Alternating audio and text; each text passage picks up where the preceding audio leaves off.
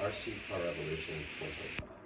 Normally after the completion of each parade, we record a super cool video, we show you all the highlights, all the smiles and all the happiness and joy that it brings people and all the connections. But the reality is that it's incredibly messy and a lot goes on behind the scenes that nobody ever sees or notices. Except this year was different. The challenges that we faced became so great that the cracks in the surface showed and everyone in the crowd noticed it. So this year, I think I'm going to do it differently. Instead of just having a video, I'm going to embrace the messy and also share with you guys something that I'm incredibly passionate about and love doing and sharing with the world. So, 2025.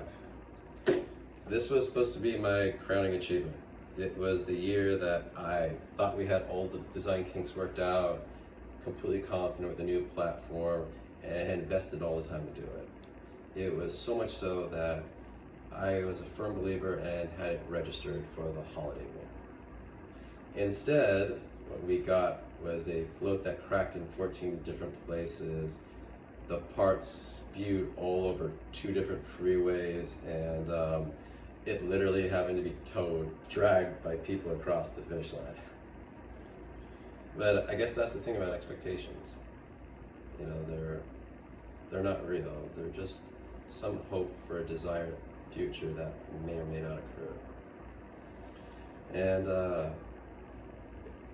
while that should have been depressing or having not been perfect, our team fully embraced what we managed to do, get through, and we ended up spending, after it was done, 20 minutes just laughing about the whole experience and how we managed to somehow find a way to still complete it with everything that went wrong. Alright, so let's flip back and take you to how this all started. I think the year was 2013, maybe 2014, and I went to the Holiday Bowl, not the Holiday Bowl, the Rose Parade for the very first time. And we got incredibly lucky that year was I think it was Purina. It was a dog food blend. They did this amazing float, the longest in the history of the parade, and it had dogs surfing, that they generated some waves, and these dogs would just go surfing for 50, 60 feet. And it captivated both my engineering side and it resonated with me emotionally, and seeing just how many people were talking about it and bringing together both art, dogs, and science, that was a wow moment for me. And I also grew up in Tirsanah, which we have a parade every year, and I had walked in it since what was it, little baseball season, Little League, when we would throw candy at the crowd. And so I had this perfect opportunity for it.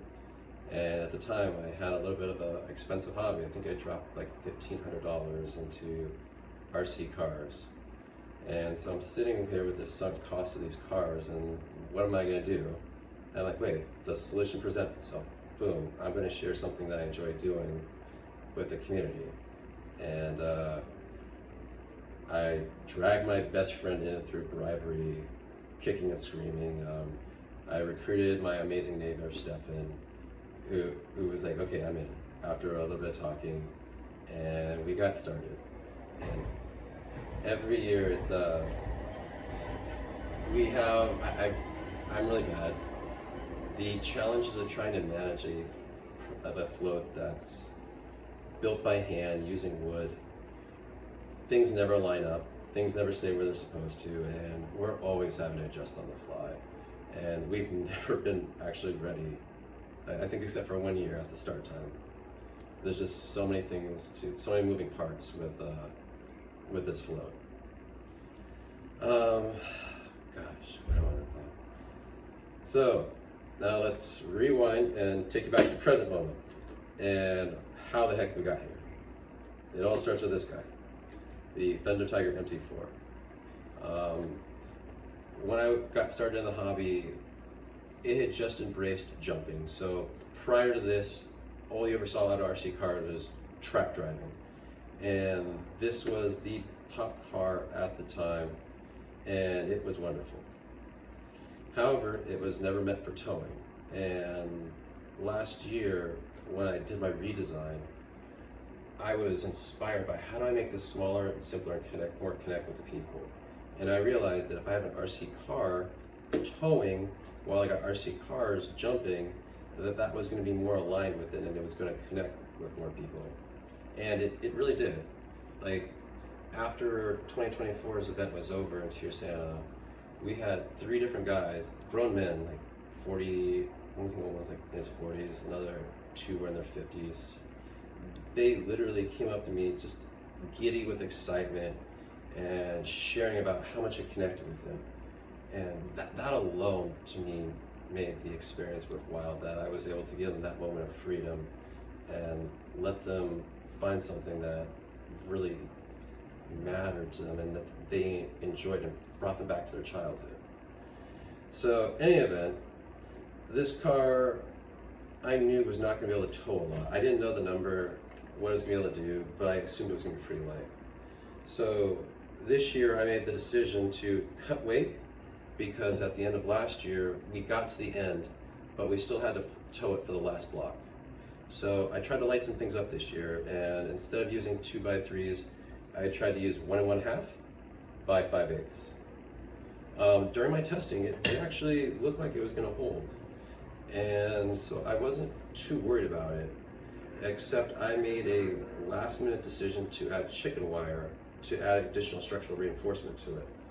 And I'm pretty sure that's what broke everything. In terms of, with the chicken wire, we put additional bolts everywhere. So I think that caused the twist and the turning on the design. And as a result, every time we're now jumping, instead of the load being transferred directly through here, it's now getting moved all over the system. Like, I put some up here, all around. And yeah, I'm pretty sure that was it. But with that being said, I can also see that I had some design limitations. So with that being said, I've gone ahead and already designed 2026, and I'd like to show it to you guys. I think it's going to solve some of the problems that I had in the past. Specifically, at the very least, I had the constraint was that I had all the cars land on the float. I think if I remove that constraint and now have them land on the ground, I should be able to eliminate it.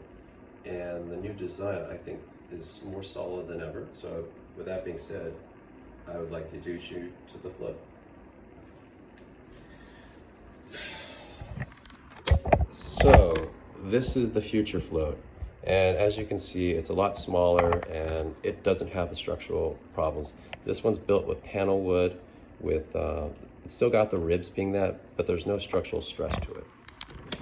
And the way these RC cars work with a modern design is that instead of taking all the shocks, when they bottom out, the chassis hits. So all the energy goes into here and then is distributed throughout it.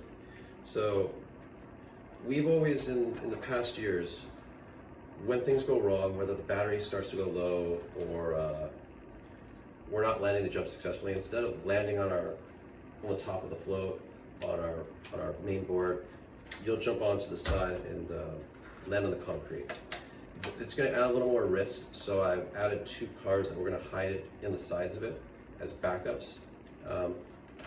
But I think this is the final design that it's going to fully hit through. It's going to make it easy to do. The assembly is going to be very low, and I'm incredibly excited about it.